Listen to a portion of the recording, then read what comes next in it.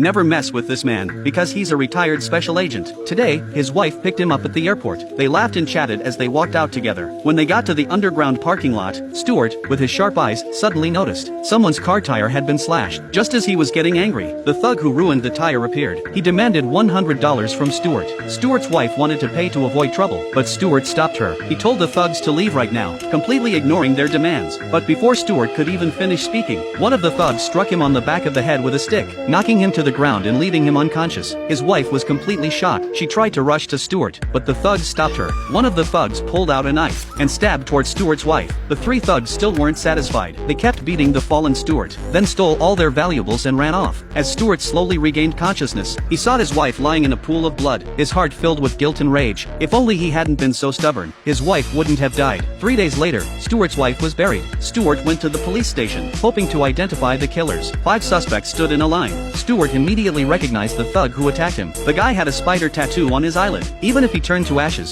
Stuart would still know him. Even though the killer had been identified, the cops made Stuart wait outside, saying there were things they couldn't tell him. Then came an unbelievable moment. The police actually released the thug with no charges. As he left, the thug winked at Stuart in a taunting way. Stuart could hardly believe it. He confronted the police, demanding answers. Where's the law? Where's the justice? Why was the suspect let go? The police told him to stay calm, explaining there were big interests involved, and this wasn't something regular people should know about. They warned Stuart he'd better let it go, or it would be bad for him too. Seeing the police were so corrupt, Stuart decided not to ask any more questions. He realized that justice in this world would have to be fought for on his own. So Stuart punched a hole in the closet wall and pulled out a box from inside. It contained his old work gear, various weapons, passports, and IDs. Stuart called his old partner. His old partner had been out of the game for a long time, and now ran a barbershop. But when he heard Stuart's wife had been killed, he had already looked up the backgrounds of all 3 suspects. These 3 had powerful connections behind them, and going after them could be fatal. The old partner advised him to let it go, but Stuart had no intention of doing so. He was determined to avenge his wife's death.